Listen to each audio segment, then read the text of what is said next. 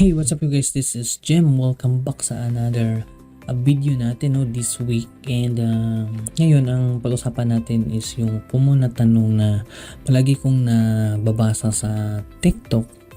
Need ba talaga ng IELTS if direct hire papuntang Canada? Kung pupunta ka ng Canada, kailangan ba talaga, sir, may IELTS ka? So, naintindihan ko na marami sa atin na katulad sa atin na gustong pumupunta ng Canada is worried about sa IELTS. Okay? So, kung gusto mong malaman yung sagot sa tanong na yan, keep watching this video.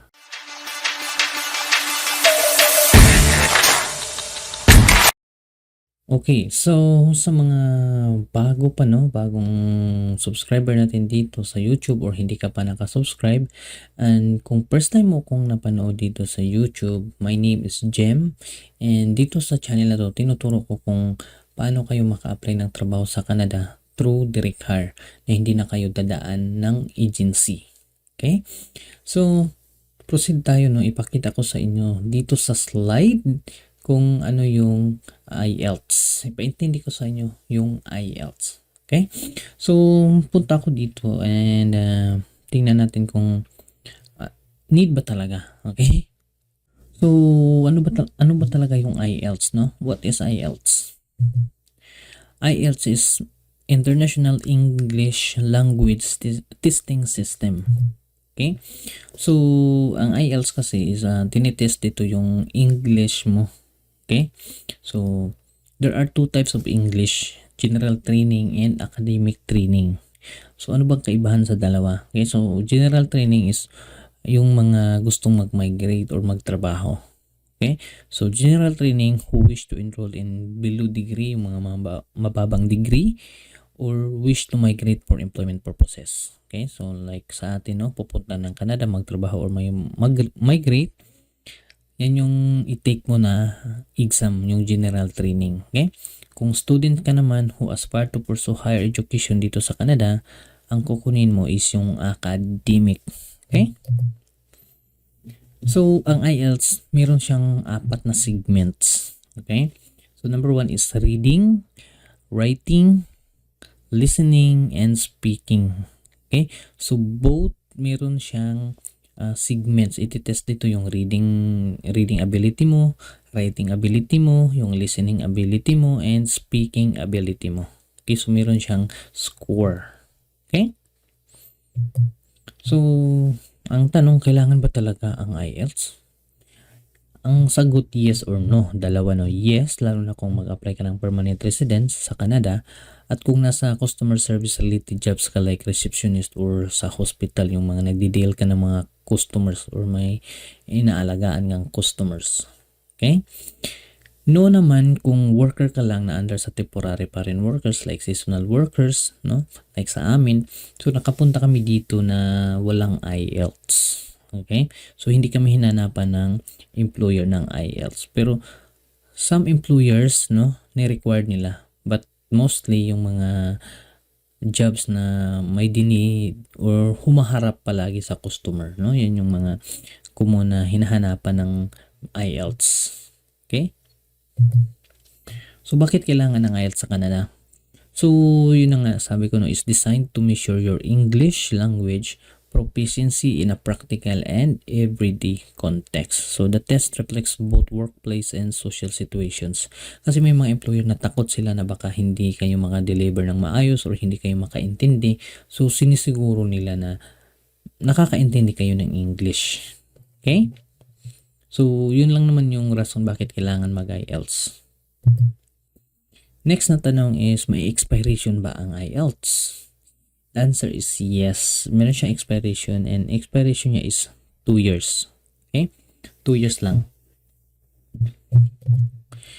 Ito yung mga legit na website for IELTS, IELTS.org, IDP, Take IELTS British Council. So, pwede kayo pumunta sa mga website na to. Ito yung mga legit, na mga website and trusted talaga pagdating sa IELTS. And meron silang mga kaakibat like sa Pilipinas, sa Saudi, kung saan man kayo. But dapat under siya sa itong organization na to, no? Sa IELTS.org or sa IDP or sa British Council. Okay?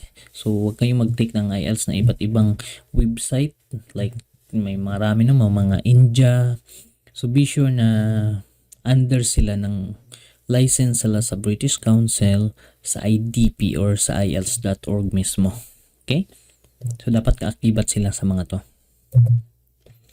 So, sa pag-take ng exam, no, para hindi kayo mawala ng pera or masayang yung pera ninyo, kailangan nyo tong tandaan yung dalawang training na to. Kasi marami nang nangyari dito sa Canada na mali yung na-take nila na training. Okay? Kung worker ka, ang iti-take mo is general training kasi ang general training is mababa lang yung score. Okay? And kung for student naman, no, academic training ang kukunin mo. So, both itong dalawa magkaiba ang style ng examination. Okay? And may similar pero mostly sa scoring magkaiba. Ang general training mga workers mababa lang, no? Like kung tier 4 or 5 ka, may mga province na CLV 4 lang. So mababa or 5 or 6. Kasi pag academic, ang kukunin mo dito ng mga CLV score is ano siya, mga 7 to 9. So medyo mahirap na yun, no? Nakatake ako ng IELTS and alam ko kung gaano ka challenging, no, yung IELTS. So tandaan nyo to always, ha. Pag nagtrabaho kayo or mag-migrate kayo dito sa Canada, ang kukunin nyo na IELTS is general training po. Pag student ka naman, ang kukunin mo is academic training siya. Na training, okay?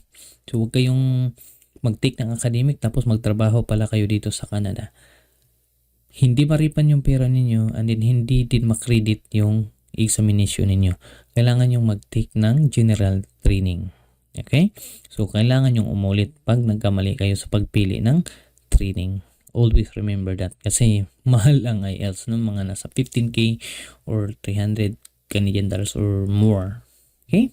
Okay, so yun yung mga ma-share ko sa inyo pagdating sa IELTS, no? Lalo na yung mga nagtatanong kasi yung iba kinakabahan, no? Kasi hindi magaling sa English. Actually, huwag kayong mabahala kasi may kasama ako na nag-take kami ng IELTS and during sa interview or speaking segment, as in nautal talaga siya, as in na-stop talaga siya, hindi siya nakapagsalita talaga, no? As in nakabahan siguro siya. But binigyan pa rin siya ng CLV 5. Okay? 5 yung grado niya. So, hindi naman kayo ipipild. Walang mag-failed sa IELTS. Okay? Walang mag-failed kundi mababa lang yung score. Okay? Huwag kayong mabahala sa IELTS kasi yung iba nabahala na baka hindi ako makapasa. Sa IELTS, walang mag-failed. Okay? Walang mag-failed kasi ang basehan dito is score. Magkakaroon lang kayo ng low and high score. Okay? So, don't worry about your English kahit Carabao English, no? Bibigyan kayo ng 5 depende sa nag-exam sa inyo but mostly, ibibigay nila is nasa 4 or 5 lang. So, pasado pa rin yan lalo kung workers ka lang dito sa temporary workers ka sa Canada. Maka 4 or 5 ka, may mga province na yan yung requirement, 4 or 5 lang. So, hindi ganun kataas yung level. Okay? So, don't worry about IELTS. Kaya nyo yan. And if you have questions na hindi ko na cover dito sa video na to, kindly comment below. Okay? Okay, that's it, no? Thanks for watching and don't forget to share your friends and coworkers.